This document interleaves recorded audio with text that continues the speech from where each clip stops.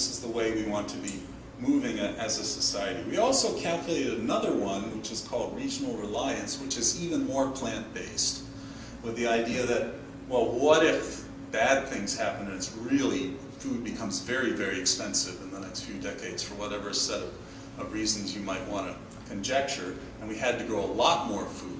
What could we do? We didn't want to lead with that idea that this is some kind of disaster preparation. We're leading with the idea that this is omnivore's delight, that there's a healthy diet that can be partly locally based. And again, the punchline here that I'm coming to is we could grow in New England about half of our food, from 10% to about half. So there it is. So what would that be? And I got to say that the way I did this calculation, to show you how ambitious this is, so 50 years from now or whenever, is, you know, that 70% protected forest goal still gave me some room to go cut some trees. So I did. I went from 5 million to 15 million acres. I tripled the farmland, cut 4 million acres of trees down to see what could be grown here if that were done. Now that's taking us back to 1945. It's not like going back to the middle of the 19th century when 75% of the landscape was gone. It's 6 million acres instead of 2. So you still have that forest out there, but now you've got something to work with. Who knows if we'll ever get there? The idea, or whether we even want to, but the idea is this is kind of to give you some scope of what could be accomplished. And I will say that if New England were to do that, and move its farmland base out to something like that, that would make it very similar to the sort of forest and farmland composition that you see in the state of New York today, or in Pennsylvania, or Maryland, and so forth. New England's more forested than the rest of the Northeastern region, and has less farmland per capita. So here they are. Vegetables, in terms of acreage, that's easy. Vegetables do not take a lot of space. There's about 100,000 acres in vegetable production in New England today. We could do, everybody in New England, double their vegetable consumption, and it would take 500,000 acres. That acreage is there. It's not hard to find. Even New England has that much cropland. And a lot of it can be in small pieces in urban and suburban areas. And so there's a big, big social reward for doing that kind of intensive production, because you can engage a lot of people with it, and it's fresh and local and all that. That really makes sense. That's where a lot of the energy is in local food production, has been for the past 10 or 20 years. That's very doable. Obviously, you have seasonality kinds of issues, so we might not want to do all of it, but just in terms of acreage and with hoop houses and all the rest of that, we could do it. I got to say, and butternut squash, I got to put in a word for butternut squash, which I grow a couple acres of that every year, just to kind of show I can still do it. And I had the last one from last fall, last week. You can put them down in your cellar and keep, and as they go bad, you just, and you feed them to the pigs, of course. That's why we grow so much. But anyway, you know, there's things we can do to grow more vegetables locally. That's very doable. Fruit is more challenging. The most apple orchards I could find, and this was mostly apples, around 100 years ago, was about 200,000 acres at the peak. Today there's like 20,000 acres in orchards left in New England. Almost nothing. It's really tragic. We have good soil for it, glacial till soils. We have good climate for it, except that it's a little bit too wet compared to Washington. That's really the fungus and so forth is a difficulty there. That's why Washington and so forth has such a big advantage. They don't have to spray herbicides, fungicides as much as. But, you know, so what we thought was, okay, about half of what Americans consume in the way of fruit is temperate, grapes and apples and so forth, berries, and about half of it is subtropical, bananas and orange juice and the rest of that. So leave it that way. But what if we were to bring the fruit, our temperate fruit production back to New England and do half of our fruit? That's what it would take, another 500,000 acres. So grapes, apples, cranberries, blueberries, that sort of thing. Okay, so that would be great. Then the big acreage kicker is dairy. New England produces about 3/4 of its dairy production, between 1/2 and 3/4, mostly in Vermont. It's more than, it's most of our milk, 3/4 of our milk, but it's less of our butter and cheese. If we were going to do all of it, it would take us 4.5 million acres. And what we said in this thing is we should be doing it more and more on grass. Now, I raise grass pasture beef, so that's sort of my personal opinion as well, but really there's a lot of advantages to that in terms of the health of the animals and the quality of the meat, and of course the quality of the landscape, to move from a really grain-based animal production system, especially with ruminants, to one that's much more pasture-based, is, if it's done well, is going to keep the nutrients on the ground better in the rainwater.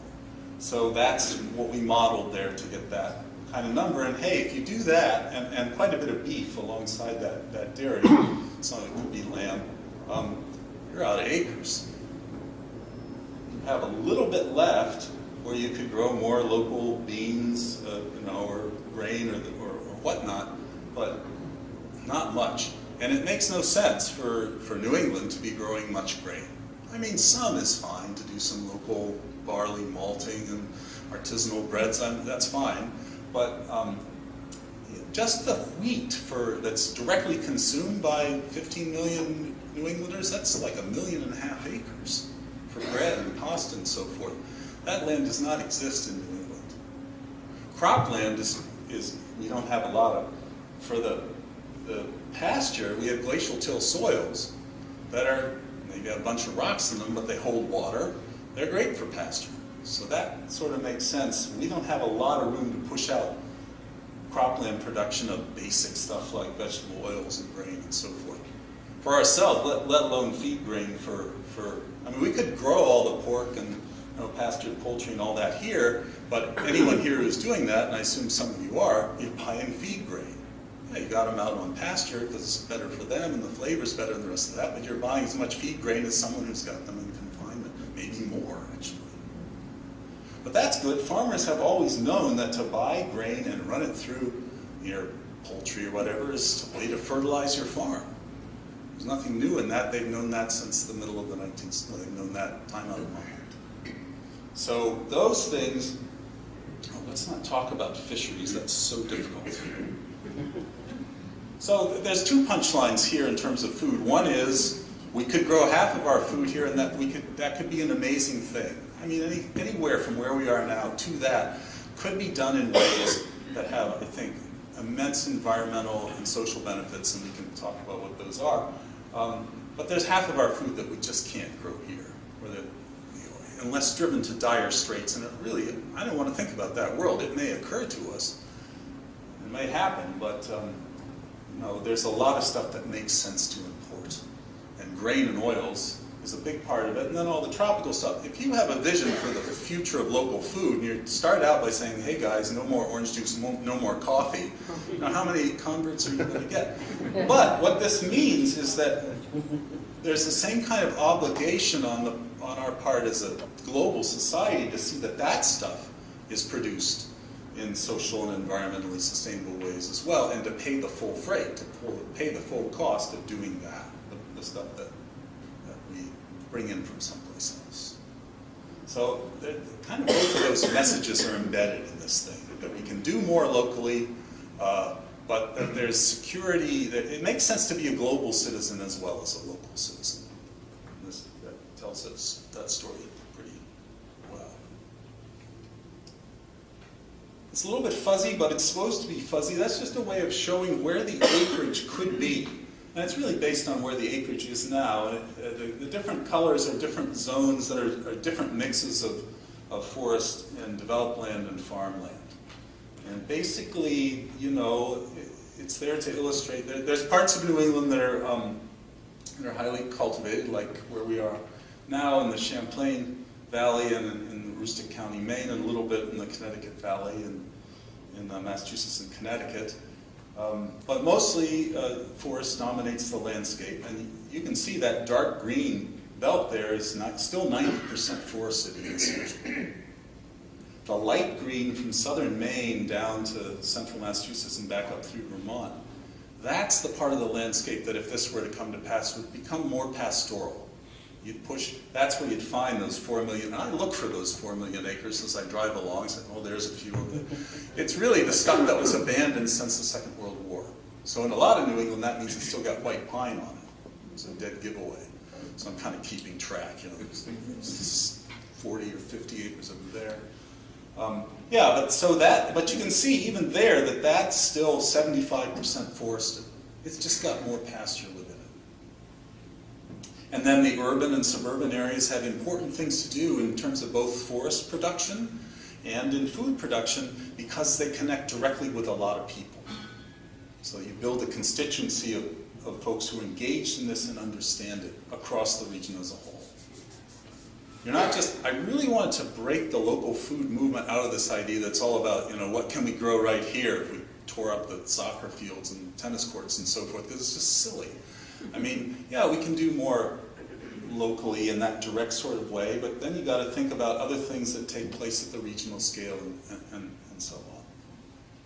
And that really interesting balance of cluster development, because there's still room for development in this. There's a couple of percentage of the landscape in rural areas that say, go ahead, but keep it tight. Because we need people back in the countryside. I mean, most of the development that we can be doing can be in redeveloping urban and suburban areas in more kind of green and sustainable ways, and that's all great, but we also need people, as you guys know very well, in the countryside to do this kind of stuff. This is hard work.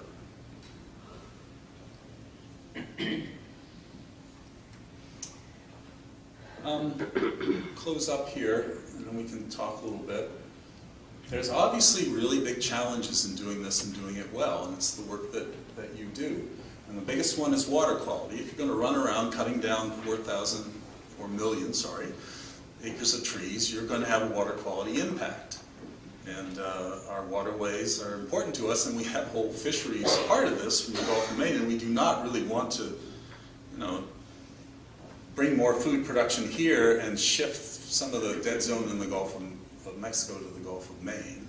So a very big part of this is what are the best management practices that are going to, would allow us to expand our pasture production and keep from screwing up our water. The carbon questions, again, you cut down forests and convert it to agriculture, you're going to put some carbon back into the atmosphere. So then the issue is, are there ways of farming that can keep as much soil carbon as possible and build it, and there are, and otherwise reduce our footprint. So you don't want to just be comparing a forest to a farm in New England in terms of its water quality and carbon implications. You also want to be comparing that production in New England to the production wherever it is happening now. And then biodiversity, I think, is a real plus if this were done, because you're keeping a good bit of that old growth habitat, and you've got a lot of mature forest on the landscape, and you've got a lot of early successional stuff, a fair percentage as you're managing for that, and you've got more farmland. I mean, on my farm, we got wonderful bobolinks, because I cut a good bit of the hay late. We cut, you know, late July. No one ever called me. This is quite amazing. That was. Right, so we cut late July and have a nice big bobolink population. And there are ways that we can tweak the agricultural production and do a lot for biodiversity, because what we're missing in New England is all the open land species that expanded during the agricultural period. The other species are doing reasonably well. So there's really great biodiversity potential in this, and a lot of what we've been trying to do at Harvard Forest, David Foster, the director, and I, is work with land trusts and try to get the conservation community and the farming community together, like Mass Audubon and so forth, around these kinds of values, and that is happening. So Vermont and Massachusetts Audubon societies have bobolinks programs. And they have forest for the birds kinds of programs. So this stuff is beginning to sink in. So I think there's challenges in it, obviously, but there's great opportunities as well. If you want, I mean, I don't want to spend a lot on this, but we can. This illustrates the point I made earlier about the breakdown of acreage and population in different parts of the Northeast. And the gist of it is that if we did all this clearing in New England, it would make us look kind of like New York State and Pennsylvania, just in terms of the ratio of population to farmland. So those kinds of areas, regions, to move towards this kind of agriculture, I think, has more to do with shifting around the kinds of production that are being done rather than running around cutting down trees. And again, I'm not anxious to run around. I mean, I love cutting down trees, but there's no reason to rush out into it until the market is there that's asking for this. So this is the question of how you build that market, or what forces in the world might push us towards needing to do more of this. So that's our farm down in Gill, Massachusetts. And that house on the right we built a couple of years ago, my wife and kids and I, and it's from that woodlot on the hill behind it. Except I should say that the clapboards are from Vermont, from Ward's clapboard mill, which does bevel vertical grain clapboards. That's a good place to stop. Questions, discussion? Right into it. Yes, sir. We do have, just a second, we do have a mic right here. Please use the mic just so everybody can hear you. You mentioned a museum somewhere, I think in Massachusetts, that has dioramas and so on. Can you tell us more about where that is and how to get there? Yes, that's at Harvard Forest. As soon as Yale got a forestry school, Harvard decided they needed one, so they hired one of Gifford Pinchot's first students, named Richard Fisher, who had been a Harvard English major, and had him start a program. And it's in Petersham, Massachusetts, which is just south of Route 2, near Gardner, near Athol. And it's about 4 miles south. And they've got this wonderful museum that was done in the 1930s after they'd been at it for 30 or 40 years. And the first 6 or 7 dioramas show that landscape change. And then the next couple dozen show how you thin softwoods, how you thin hardwoods, and then some standard conservation stuff about preventing soil erosion and all that good stuff. But what's interesting about it is that they wanted to grow pine. All this pasture pine was around them, and it was, people had box mills and all the rest of that going, and they were part of the generation that thought timber famine was going to happen to the whole country, Pinchot's time, right? And so they're like, we got to take care of this pine and have our timber supply back. And they discovered that the pine that came back on pasture often does not want to continue to be pine if it's on glacial till. It has a strong tendency to go to hardwoods. And so the museum kind of illustrates what they had learned about history and how it applies to conservation. And then the hurricane of '38 came along and blew down all that pine. We're like, oh boy. Boy, is there a lot of pine out there on the landscape now, though. There really is. We framed our house with hemlock, actually, because that's something that kind of wants to come out in a lot of the woods anyhow. It grows so slow, and it's very strong. Wonderful timber. Anyway, I'm rambling. So you said, bottom line, that's in Petersham? Petersham, Massachusetts, just south of Route 2. Thank you.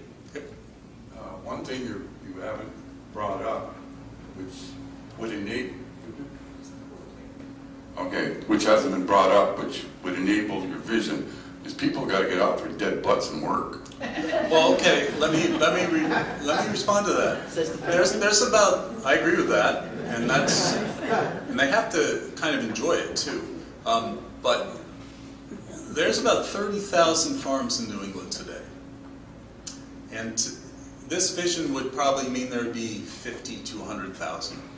Out of 17 million people, it's nothing. We're not talking about everybody going back to the countryside. I got my students who are like me, they want to go ahead and farm, and a bunch of them go out and do it. I don't really have much concern about finding the labor to do this. The things I have are the people who want to do it and who are willing to work. The way after a year or two, you learn, what it's all about. I'm concerned about 2 things. One is, can they make anything resembling a living so they can keep at it? Now, farmers have been self-exploiting and doing other jobs and all this in reality, as we all know, for generations. And but we ought to try to make it a little bit better for them. And secondly, can they get access to land? The land in New England is all owned by people who have more money. So we need mechanisms, and all the farm groups up here, Maine Farmland Trust, Vermont Land Trust, Land for Good in New Hampshire, are working at trying to make that connection between the landowners or even retiring farmers and the next generation that wants to farm, because it's so expensive to get into it. But you know, finding the people who have the energy and drive to do it actually doesn't concern me a lot. It seems to concern you, but... Well, the reason I bring it up is you just explained the people with money have the land, Yeah. but they don't really want to pay. And that's why farming doesn't continue. And that's why the next generation can't get into it. They aren't getting paid well enough for it. Yeah, that's right. My dad worked in a factory, but there were 9 of us, plus my 2 parents. Yeah. 2 cows to home, we had field, we had milk, we had a 3/4 of an acre garden. The only thing they bought at the store was coffee, tea, flour. Yeah. And that was in the late 40s, early 50s. Yeah. But and we had to get our butt out there and not watch TV and weed some of the garden and do some of the work. Yeah, I agree with you, and you know, we kind of raise our kids that way. It's a balance, I think, of learning how to work and what it takes to keep working, but it's also making it enjoyable as well. I mean, honestly. Farming, I've been doing it, he wants to respond to me. I've been farming, you know, since I was 20 years old, and I'm 62, and I love it. And I do it for fun. And a lot of you here are probably the same. It's got to be both of those things. The thing that's really kills farmers isn't the hard work, it's the economic stress. It's that you're going to lose the farm, or that the price of milk just dropped again,